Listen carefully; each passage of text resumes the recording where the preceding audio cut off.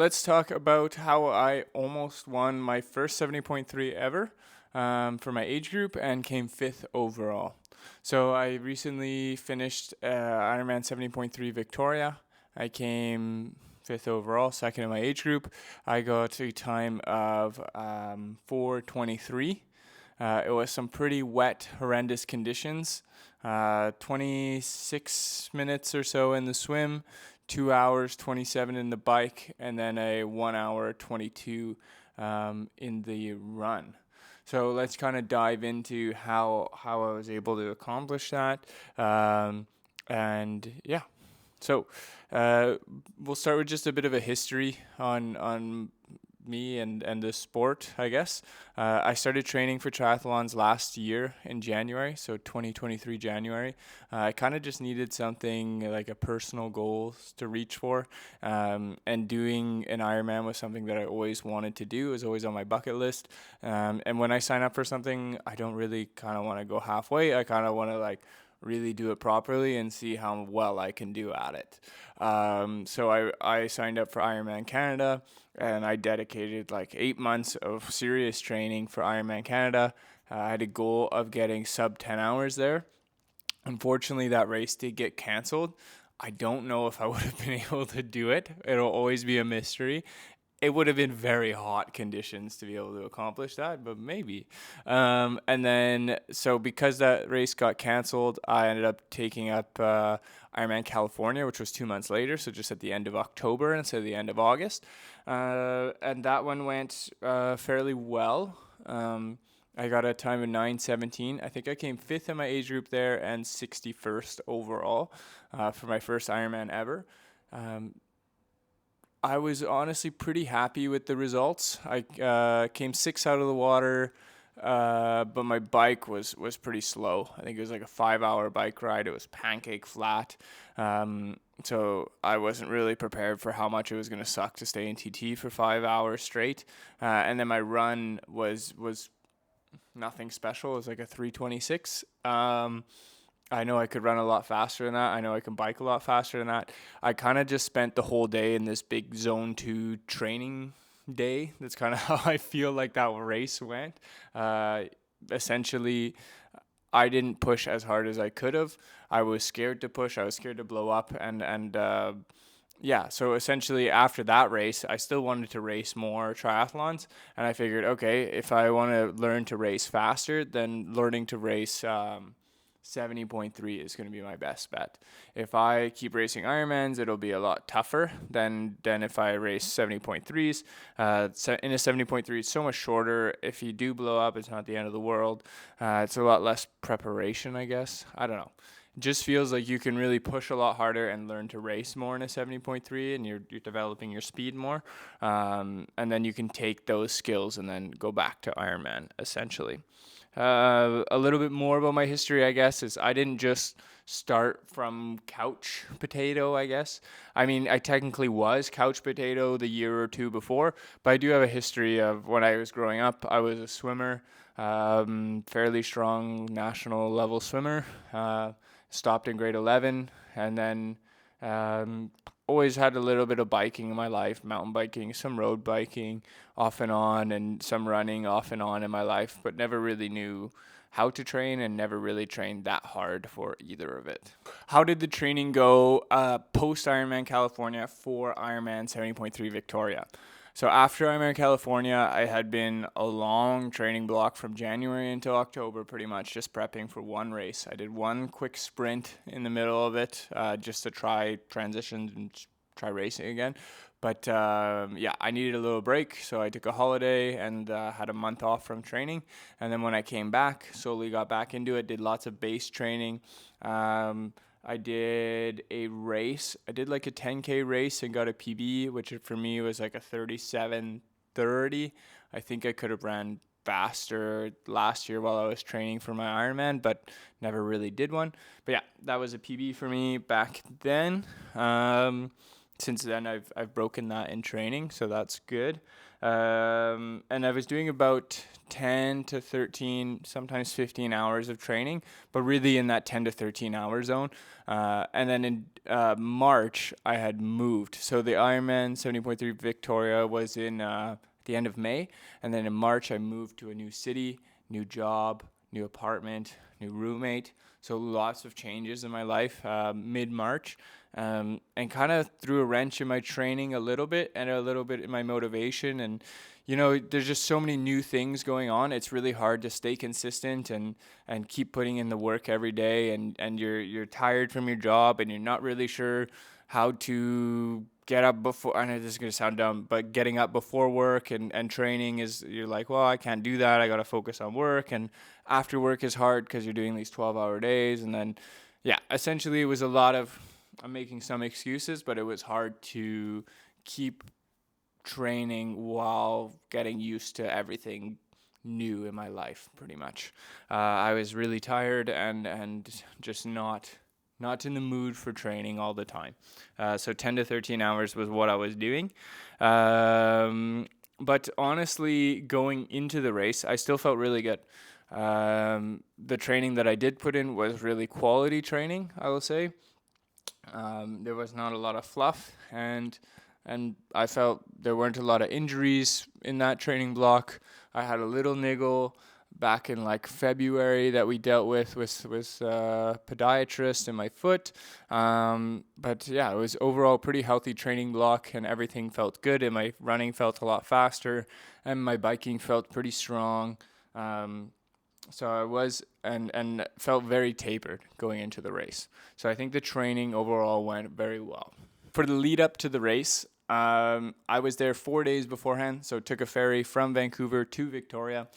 I think 4 days is a great amount of time to get to a venue before your race. Gives you kind of the opportunity to do a bit of training on the course, check it out beforehand, and feel a little more comfortable. You have time to go grocery shopping, get things that you need, get last minute items that you need. If you need to go get your bike service, you might have time for that. It really gives you those little bit of opportunities to still be in control and not be so chaotic, I would say. So 4 days before was good. First thing I did was drop off my stuff at my friend's house. They were very nice to let me stay there, and I didn't have to pay for a hotel. So that made the trip a lot cheaper for me. And then I went and did a bunch of course recon. So I went right to the lake, swam in the lake for the first time, see how cold the lake is. And then went out for a bike ride on the course, and then also ran around the lake. The course recon is very valuable stuff to do. So if you have the opportunity to do that before your race, definitely take that opportunity. On the Friday before the race, I even drove the whole course, which was super, super valuable for this race, especially because the weather forecast was abysmal. It was just raining the whole race pretty much. I think it let up a little bit during the run, but the forecast was calling for rain the whole time, and that forecast came true. So being able to drive around the whole course on the Friday and check out all the turns that I'd have to go into with a TT bike with rim brakes was a godsend. It was really something that I appreciated doing, and I had seen people in front of me even miss turns, and I was able to warn other riders about turns, like, hey, like, this turn's sketchy. If you don't slow down going into it, you're gonna fall for sure. So course recon was something I really appreciated doing. On the Friday and the Saturday leading up to the event, I put a lot of emphasis on carb loading. So I was aiming for at least 900 grams of carbs over the 2 days before the event. That included a lot of bagels, bread, Gatorade, pop, chips, potato salad. I know these sound kind of boring, but pretty much stuff that's already a little bit in my diet, and stuff that's easy to get down, and I'd even had some cookies. Anything I could find that I was trying to get down, I was eating. And yeah, the weather, like I said, the days leading up, you just keep checking the weather forecast over and over, and you're like, please change, please just let up, just don't rain a little bit. But yeah, I'm a pilot as a job, and I have a lot of weather sources, and every weather source was basically calling for rain. So not the funnest part of the event, but yeah, not much you can do about that. let's talk about the course a little bit as well. So Ironman Victoria, the swim is very straightforward. It's in a lake, so you don't have a current helping you. It's just a straight out and back, pretty much. There's not much to talk about there. When I came out of the water, you get on the bike. The first half of the course is fairly flatter, I would say, even almost a little bit downhill. And you had a nice tailwind going up. The second half of the course definitely gets a lot hillier. So if you're going to be doing 70.3 Victoria, be ready for that second half. It gets a lot hillier. And then for the run is around a lake. I thought for sure, it's a run around a lake. It's going to be this like nice gradient, flat trail, just like hard crushed gravel. But it wasn't really. I wouldn't really call it that. I would say it was more so like a half a trail run, half of that. So I wish I was more prepared for the run course. I think doing race specific training for something like that is very important. I had done a lot of my speed sessions and a lot of my race pace sessions on just a regular running track, and running on a regular running track is very different to running on uneven terrain that goes up and down, and it's just harder to really hold a pace and get a good feel for how hard you can push. You're just a little bit more nervous throughout the event about how hard you can push. So I wish I would have done more training on race specific terrain, I guess, for the run part. Let's talk about race morning. Race morning started 3:30 a.m. Woke up, had some oatmeal, made just some quick oats, nothing really special. 3 packets, had a banana as well, some water, and then we were out the door. The race started at 6. I think I was trying to get there at least an hour beforehand. Like I wanted to be at transition at least an hour beforehand. So I think we were out of the house by 4. It's about a half-hour drive. All right, that should be good. Get there. The lineup is freaking long to get into the parking lot. I don't know what's going on, but obviously there's a lot of athletes trying to get there all at once. I understand that, but for whatever reason, it was just like this really slow, like, okay, 5 cars would go, and then you'd be waiting like 10 minutes, what it felt like. Maybe it was like a couple minutes, 4 or 5 minutes. And then a few more cars would go, and then you'd be waiting like 4 or 5 minutes before you move again, and you're kind of like, what is going on? Should I just get out? Should I just walk over? It's like a 2-kilometer walk to the transition. I'm like, maybe I'll just let my girlfriend park the car and I'll walk to transition so that I'm ready. Definitely like not the most calming way to start your race morning. But eventually we get into the parking lot. And then just like I said, the parking and the transition, they're about 2 kilometers away from each other, maybe a bit more. But they had a shuttle running between them. So I was like, cool, I'll just hop on the shuttle. And then it should be 5 minutes. Like it's very close. You just hop on the highway and then you get there, no problem. But for whatever reason, our shuttle driver decided to go the very, very long way around. I do not know why. The shuttle ride took like 20 to 30 minutes instead of 5 minutes. So I was just really stressing out looking at the time. Like, hey, what is this guy doing? Like, I got to get to the race. Like, this is not good. But yeah, not the smoothest morning, I would say. But once I got there, I was able to set up my transition zone, laid out all my things, had 2 towels on the ground, and then I think another towel on top of it. I was very worried about my things getting wet. It's one thing to race in wet gear. It's another thing to put wet gear on and have to race in it. It's not fun. So for the transition, I set it up. Lots of towels, extra plastic bag on top even, and then I had 2 pairs of socks, and then, yeah, pretty much just had a lot of stuff to keep my things dry, and then had extra options as well. I know a lot of Ironman events do the kind of transition bags, but this one was just classic triathlon, put your stuff onto your bike, and they were pretty chill about how much space you took even. Not that I was being egregious with the space used. I know it sounds like it, but yeah, they were pretty... I don't know, not a lot of rules about it, so that was cool. But yeah, transition was set up. Put some lube on my chain because it had been sitting in the rain all night, and then went and got my wetsuit on. So I found a little tent where I could get changed, and by the time I got my wetsuit on, I think there was like less than 10 minutes till the race start. So I found my girlfriend, gave her my bag, kissed her goodbye, and then went and made my way into the corral. When I was in the corral, there was pace line that was 27 minutes, and that's kind of like the front of the pace. Well, that's the last part of the pace line. From there on, it's just you have to seed yourself to be faster. One thing that I've noticed doing triathlons is triathletes think they are way faster at swimming than they actually are. So maybe it's maybe it's because everyone thinks that they seed themselves further, and then this creates this problem. But be aware of that. I seeded myself right at 27 minutes. I'm like, yeah, I should be around there. I'm not really trying to get a record in the swim. I'm just trying to like stay pretty chill so that I can have a nice bike and run. So I seated myself at 27 minutes. There were about 40 people in front of me. I should have known right away that that was a mistake. I came out 6th in the water at Ironman California, so I should have known, okay, probably put yourself further forward. There aren't that many stronger swimmers, and this is a smaller event.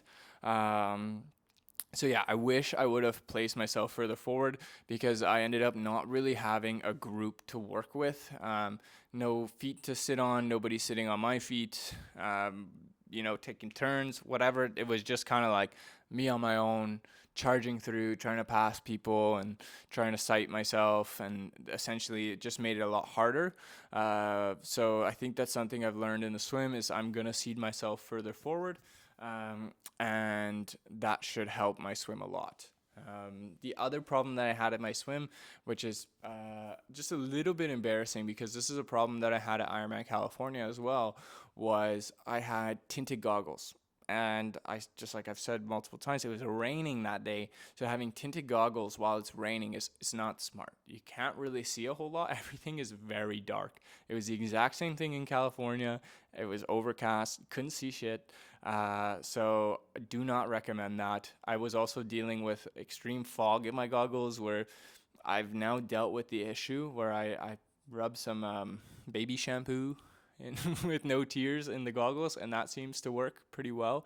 But I do need to get a second pair of clear goggles for those kind of race mornings so that I'm not dealing with not being able to see, because it turned into, for the swim, while I think I had a decent swim and was working decently enough, I think I was working harder than what I got essentially out of it. I was breathing pretty much one to the side, then one up. One to the side, then one forward, like trying to sight. So it was a lot of energy lifting my head up and looking forward and trying to sight. And you can see in my swim pace, it's pretty good. And then at the halfway mark, when I turn around, I'm so lost and disorientated. It goes from like a 120-ish pace, 122, to like a 133. And I'm like, I don't know where I'm going. Because honestly, going on the out part, it felt like we were on a diagonal. And then on the back, I was like, it's just so disorientated. And then I look at the GPS markings later, and it's just straight out and straight back. But for whatever reason, I felt like I was on this diagonal the whole time in the morning. So it was, definitely a bit disorientating for me in the swim. Get out of the swim, get out and start trying to get my wetsuit down. I was really struggling with that. I have a string that Velcros to the top. I grabbed it, and then for whatever reason, I think it's just maybe a little bit too short, but I was really struggling getting it down. So that part sucked. It slowed me down a bit and made it take longer to get my wetsuit off, because usually you try and have that done by the time you're already at your bike, right? And I'm still dealing with that when I'm getting to the bike. And then the other problem I had was I didn't know where to put my cap and goggles. So practicing transition is definitely something that I need to do. It's a skill, and it's something that I need to work on, because had I been faster in my transitions, probably would have won in my age group, to be honest. Because I was only a minute down, and it took like 3.5 minutes in that first transition, which is just not good. The second problem that I had in transition was I was wearing a tri-suit for the first time. So in Ironman California, I wore a 2-piece just in case I need to go to the bathroom. I was pretty worried about that for a 12-hour race. But for this one, I was like, no, I'll get a proper tri-suit. I've got bathroom under control for the most part while I'm racing. Hopefully that keeps happening. I've seen pros not wear the top. And I remember the one sprint I did, I had a cheaper tri-suit that I used. And I remember it being so exhausting on my shoulders. So I was like, okay, I don't want to wear the tri-suit top because it's just gonna like be tiring for my shoulders. So I decided to race without the tri-suit top on. So once I got that wetsuit top off, then I'm struggling to get the tri-suit top on. And then once I finally get it on, because it's all wet, right? So trying to pull this tri-suit top on while everything's wet, it just doesn't work. And it's raining, and then I'm struggling with the zipper. So that probably cost me about like another minute. And then I get the socks on, I get my shoes on. I don't do any kind of flying mount. I don't do any kind of with the shoes already connected to the bike is probably something I should eventually work on. But given the conditions, I'm honestly happy the way I did it. Yeah, I think everyone was being really careful getting on and off their bike. You did not want to have a crash right there and just ruin your day. I have a video of me getting on the bike. It's very careful and slow. But I'll put it right there. Yeah, so and wearing socks on the bike is not something that I typically do, but given the conditions and how cold it was, I think it was 8 degrees on race day, 8 to 9 degrees. Having socks was something that I was happy that I chose to do, because even by the end of the bike, my feet were completely numb.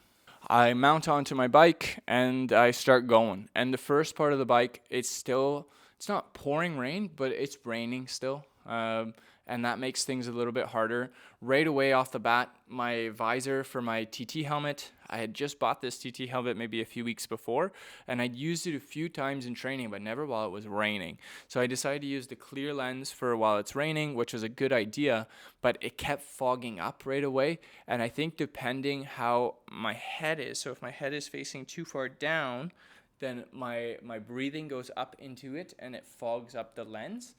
So I had to be careful with that. So be aware when using lenses that you can be dealing with some fog issues. But that was not fun to deal with at the beginning. The very start of the course, there were a few people around me and I was trying to pass people, and it's a little bit undulating, and it's more rainforest-like for like Vancouver Island standards. So essentially I think everything's more wet. It's even more humid and it's even more wet, and the road is more wet and everything's a bit sketchier. So you're coming out of the swim cold, you're getting on the bike, you're getting all this wind on you as well, and my heart rate was just spiking like crazy, which I didn't see as a totally negative thing, because I was like, okay, my body needs to warm up. It's probably fine if my heart rate spikes for a little bit. We just need to get it under control a little bit later. And that's where you could kind of see like people, okay, I passed a few people. I think this one guy passed me. And then, yeah, that's kind of where the group split up for whoever was around me. And then I was mostly on my own for the first 30 kilometers of the race, I would say.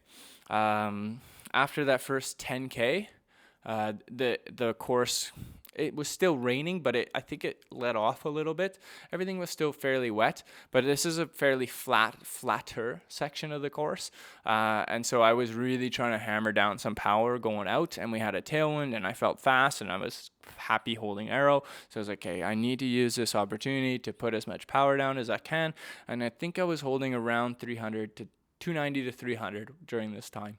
And I remember passing one guy on the highway section of the course, and he cheered me on, and I felt good, and I was like, heck yeah. Like, he was like, yeah, you go get him. And I'm like, yeah, I'm going to go get him. And then I think it was maybe around 40K that I met up with another guy in front of me who had missed a turn. So he kept going straight when he should have turned right. So I saw him coming back, and then we started working together, trading off. No drafting going on, but still, like, because every time I look back, he was still fairly well back. And then whenever he would pass me, I would give him his proper distance as well. But it was good to just have somebody to push you to go faster. But also maybe I would have gone faster on my own. I don't know. Maybe I was like, oh, it's okay. I'm with this guy. I'm going fast enough. I'll never know. We get to the halfway part, and then it starts coming back southbound. And that's where the wind starts picking up a little bit more. And the course, like I said before, gets a lot hillier. So I am struggling to hold arrow as much in the hills. And I know that's okay, but to an extent, I think not holding arrow is probably my biggest weakness in the bike. It's not my actual legs. It's me just sitting up all the time. I have this TT bike.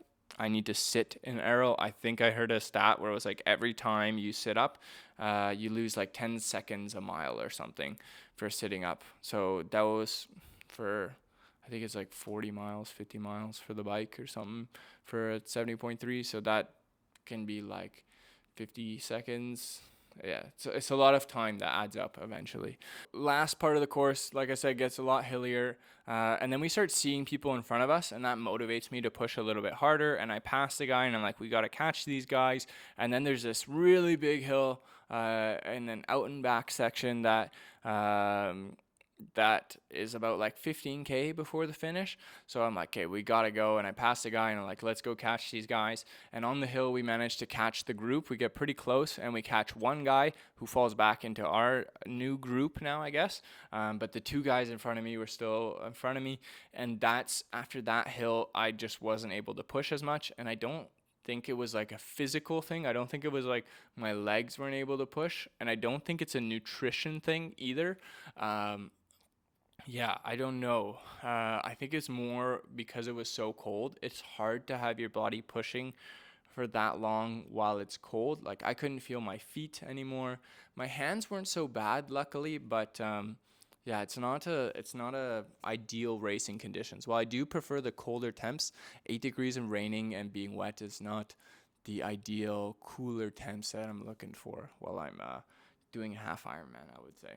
So the last 10K was probably my weakest part on the bike. Probably the most time I was out of aero. Probably the most least power I was pushing the whole time. The lowest heart rate my heart rate was, but I was still getting my nutrition, and so I think it was just maybe like mental fortitude and a combination of mental fortitude and being cold.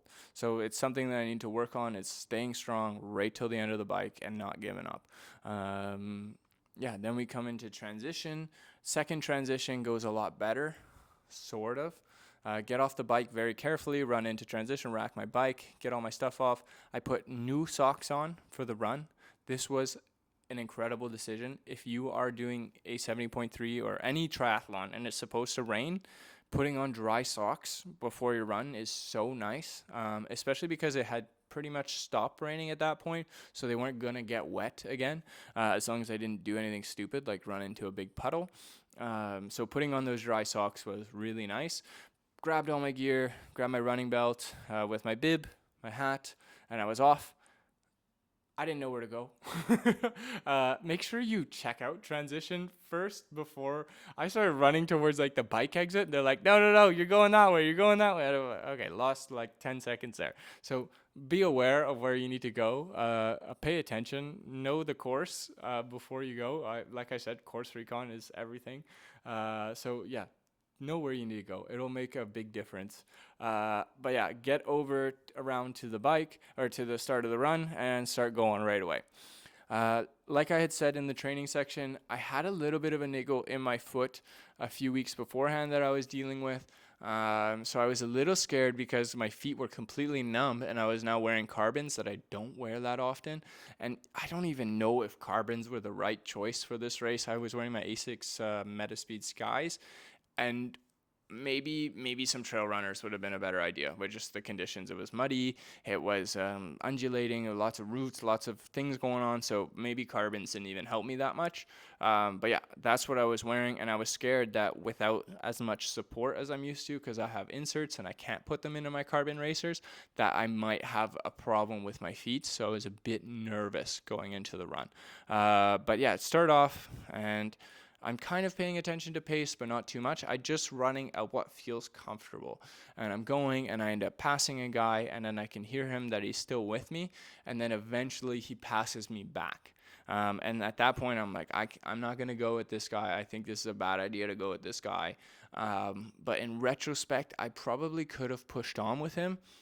The only difference would have been, I don't know if I would have gone with him. If he would have tried going even faster, then that might have been a problem for me. Once that guy passed me, there was a person on the trail who was like, "You're top 10." And I was like, I don't know what this person's talking about. At this point, I had no idea where I was or how I was doing in the race.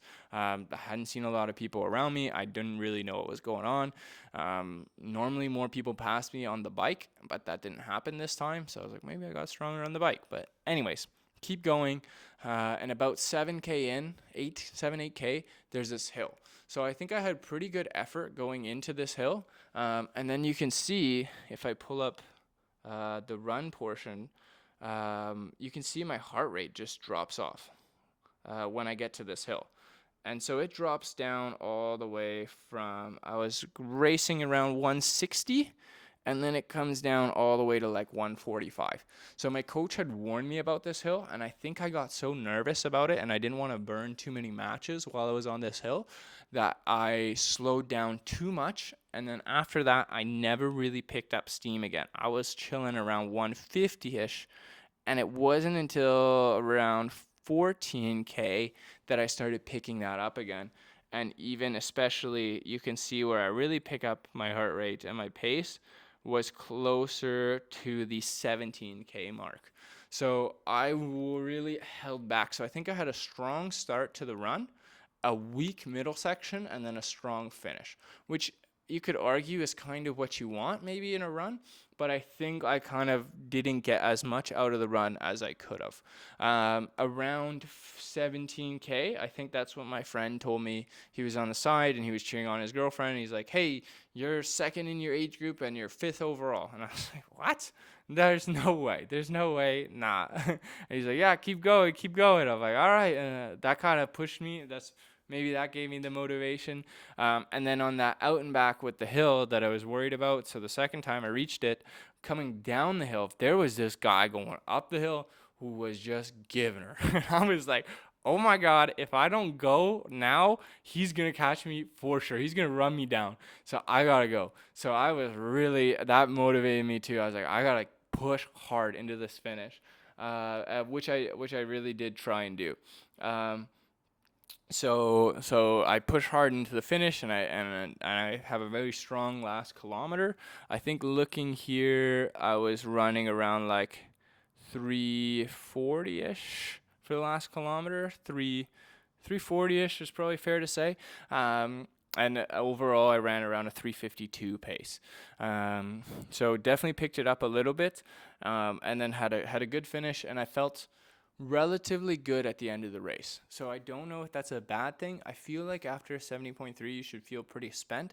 I was tired. Don't get me wrong. I was not tired, but I didn't feel like I rode my bike back to the car after the race. I wasn't broken, you know? So I was questioning a little bit whether I had some stuff left in the tank, whether I think if I were to put a number on it, I would say that I still had 15 to 10% left in the tank. So at my next race, I want to make sure I finish with 0. Or even less than 0. I feel like I've pushed myself harder and worked harder in certain training sessions versus this race, essentially. And then just a little bit more of post-race stuff. When I finished, I was so cold. Make sure you have like the comfiest, driest clothes ever after a wet triathlon, because that's all I wanted. And I didn't really have anywhere to change into them. I had, they got me like some safety blankets, like those tinfoily ones to warm you up. And I basically wrapped myself like a burrito, and they gave me pizza, and I didn't want any pizza. And yeah, so that I was just cold, trying to recover, and like I think being in my wet clothes, and my family was trying to convince me that I need to get changed, and I was like, there's no way I'm changing right now. So I think my body was shutting down a little bit from being cold all day. Eventually went to the medical tent, and they had this sick heater that let me dry off, and then eventually got enough energy back to change into dry clothes. And then the last thing that I wanted to talk about was just nutrition. So for my nutrition, I'm going to make a separate video on how I mix my nutrition, but essentially I aim for 90 to 120 grams of carbs an hour on the bike and on the run. And on the bike, I don't think I really had that many issues getting it down. I didn't really have any water. Like I just didn't want any water. I think I was so cold. I wasn't really sweating much. So it wasn't really a big need for water. On the transition one, I took a water and kind of refilled my hydration system, but there wasn't really much to refill. At transition two, I just biked by it. Like transition one, I mostly grabbed a water because I was like, well, I don't know when the next one is. I might feel stupid if I don't take one and I run out of water. But transition two, I was like, I don't need water. I'm not drinking water. This is not an issue.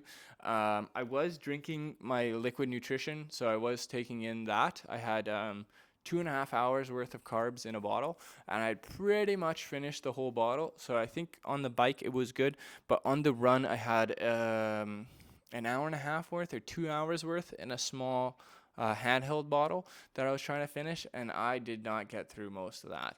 I was finding it pretty tough to get through it.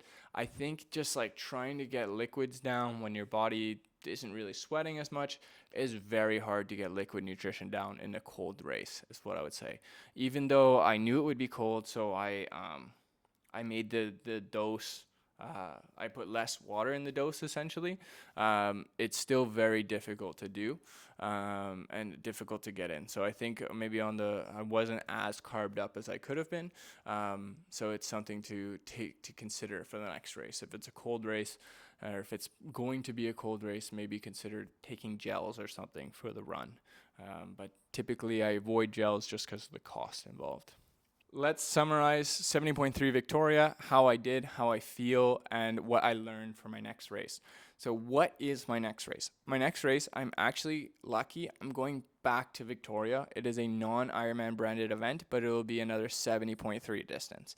It'll be the same swim, a very similar bike. Instead of one big loop, it'll be two smaller loops with give or take the same course, and then the same run. So I'm very ready for the conditions. I'm very ready for the course. I know exactly what to expect. And it also keeps things a little bit cheaper for me. Racing is very expensive, and especially with all the gear and everything. So going back to Victoria where I have friends is a good move for me. But what did I learn from the race? So in the swim, I need to start further forward, and I need to have a better plan for goggles and practice sighting more and practice open water more. So since then, I've been trying to go at least once a week, swim in the ocean here in Vancouver at Kits, which has been really nice, honestly. Last year I was trying to do open water in Lake Okanagan, and for whatever reason, every time I went, I absolutely hated it. I love going here in the ocean in the morning. The only thing that sucks is I have to rush back home and get showered and clean my wetsuit and go to work after. But for the most part, I've been really liking my open water swim sessions in the morning. So for the swim, instead of doing like one swim a week, I've been now doing that plus a pool swim or sometimes two pool swims. So just upping my swim and taking the swim a little bit more seriously. For the bike and the run. The bike, I think just being outside on the bike more, so less trainer time, not for bike handling skills per se, but for staying in aero more. So learning to be comfortable in aero. It's not that I'm scared to be in aero, but it's just like, I don't know, if you've ever ridden a TT bike, even now, it's just so much more comfortable to sit up. Even though it sucks on the hands, like it's not comfortable on your palms, but sitting in the TT is not as comfortable as sitting up. Maybe I need to look at my bike fit, but honestly, my bike fit feels very, very good and comfortable, but I just need to sit in aero more and really consider it when I'm riding. So riding outside more, especially for the easy rides or my zone 2 longer rides, that's what I've been trying to do since then. And then for the run, I've been now running on a trail that kind of goes around this golf course and is basically a trail run, and just focusing on just running that so that I can do all my interval sessions, everything on that. Typically, I don't like to do that because then I can't look at the numbers and look at how I'm doing and all that. But the numbers don't really matter. Like it just matters how fast I run on race day. So run to an effort level that your coach gives you, and then see how you progress. Like just because you're going up and downhill doesn't mean that you're not progressing. You are still progressing. It's just harder to track that progression.